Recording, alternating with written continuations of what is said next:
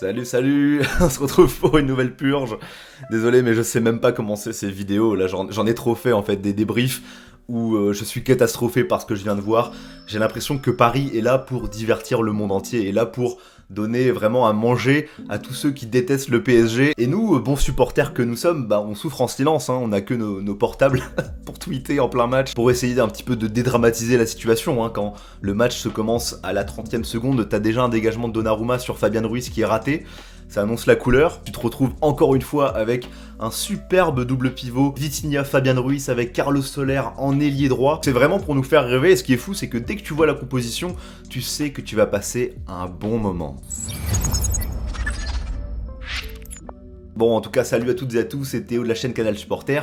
Je suis très content de vous retrouver, vous, hein, les viewers, les auditeurs, tout ce que tu veux. Mais alors le Paris Saint-Germain, je suis vraiment de moins en moins content de les retrouver. C'est terrible ce genre de contenu où tu te retrouves à plisser les yeux et à imaginer qu'en fait le maillot rouge, parce qu'on est quand même à domicile, que le maillot rouge finalement c'est le Paris Saint-Germain, que c'est l'équipe la plus entreprenante qui est en train d'enchaîner les actions. Et puis tu ouvres les yeux petit à petit, pas trop brusquement, sinon ça peut choquer, et tu te rends compte qu'en fait non, l'équipe que tu supportes, qui est à domicile, le glorieux Paris Saint-Germain, c'est en fait l'équipe qui joue avec son maillot numéro 4 ou 5, je ne sais plus, son maillot noir, et qui est en train de subir contre le 11e de Ligue 1, qui avait déjà eu du mal, rappelons-le, à battre le bon dernier Angers qui enchaîne les défaites depuis 10 matchs, qui a perdu à Rennes, qui a perdu à Lens, qui galère contre toutes les équipes du haut de tableau, et qui globalement, à part tout au début de la saison, et contre le Maccabi Haïfa à domicile, on n'a que très peu proposé de beau football. Et aujourd'hui, je vais vous dire, ce match nul, ce but à la dernière minute qui fait mal, hein, c'est sûr, et c'est mérité.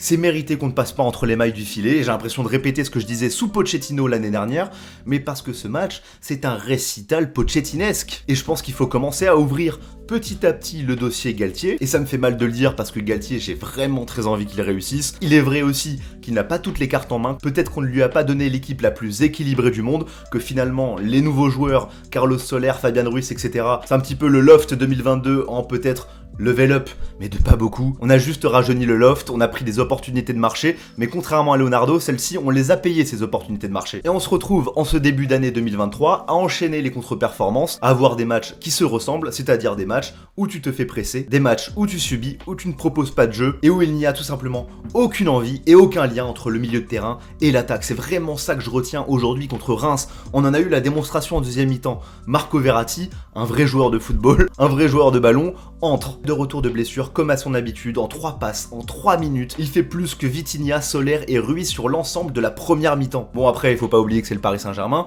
qu'on est encore une fois là pour divertir le monde entier, comme avec cette superbe tournée en Arabie Saoudite. Et donc tu ne peux pas être tranquille trop longtemps, et évidemment que tu vas prendre un rouge, comme lors du match aller où c'était Sergio Ramos là cette fois-ci. C'est Marco Verratti, le seul joueur qui t'apporte quelque chose au milieu. Et oui, bien sûr que ça rend fou, bien sûr que t'as ce sentiment de gâchis, mais au-delà de la faute qui est indéniable et qu'il n'aurait jamais dû faire, l'absence de Marco Verratti, après avoir goûté à 3 minutes de football, elle nous rappelle à quel point on n'a personne d'autre au milieu de terrain. Personne d'autre, et ça fait des années. On n'a jamais su remplacer un Thiago Motta, même un Matuidi, on ne l'a pas remplacé. Et c'est là où malheureusement j'ai envie de faire l'avocat du diable et à défendre des Thomas Tuchel, des Pochettino et Galtier, même si évidemment je leur tombe dessus. Évidemment qu'il y a beaucoup de choses à redire, mais ça fait tellement longtemps qu'au milieu de terrain, qui est un axe primordial dans une équipe qui ne construit plus depuis des années et qui ne s'en remet qu'à la qualité de ses attaquants, et encore une fois aujourd'hui, on en a la démonstration, on ne peut se reposer que sur Marco Verratti, soit un joueur qui est malheureusement instable depuis le début. C'est son principal défaut à Verratti, c'est que soit il se blesse, soit il sort de ses matchs avec des cartons. Évidemment, c'est très compliqué de retenir du positif dans ce match. Mbappé n'y était pas, a raté énormément de passes.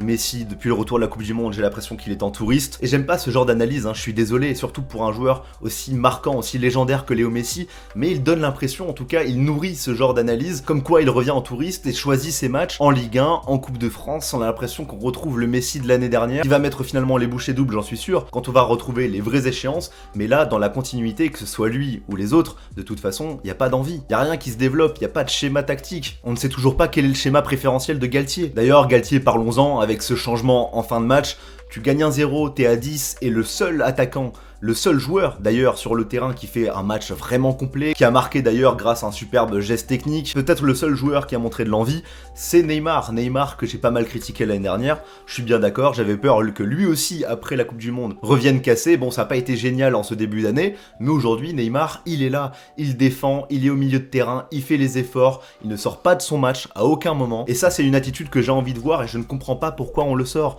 Franchement, à la place de Galtier, bon je suis personne mais je pense que vous serez d'accord avec moi, pourquoi on ne sort pas Léo Messi, voire même Mbappé en fin de match, mais où est la méritocratie quand tu sors Neymar alors que c'est le seul qui s'est donné corps et âme pendant tout le match. Bon voilà, on a parlé de l'attaque, du milieu de terrain où c'était le néant, la défense. Et j'ai pas envie de jeter la pierre aujourd'hui sur les défenseurs, même si encore une fois tout n'est pas parfait, ce dernier but on doit pas se faire surprendre. Mais là où vraiment je m'inquiète pour ce Paris Saint-Germain, qui s'apprête à enchaîner d'énormes échéances, c'est le manque de cohérence dans le jeu. C'est le manque d'intensité, le mot intensité qu'on nous répète depuis des années, c'est pareil. Tourelle, Pochettino, Galtier, tout le monde en ont parlé. Comment est-il possible que Reims, avec leur effectif, comment est-il possible qu'Angers, avec son effectif et son bilan, nous bouscule? Alors oui, ils se donnent plus parce que c'est un petit peu le match de la saison pour eux en championnat. Ils veulent se montrer, sauf que le Paris Saint-Germain, c'est une autre exigence, c'est un autre degré. Et oui, Paris peut se transcender le temps d'un match, mais ce n'est pas suffisant. Et on l'a vu l'année dernière, où Paris enchaînait les matchs horribles. Il y a eu un réveil, c'est vrai, contre le Real Madrid, mais à la moindre déconvenue, tu ne sais plus comment réagir, tu n'as plus d'options car tu ne les as pas travaillées au préalable,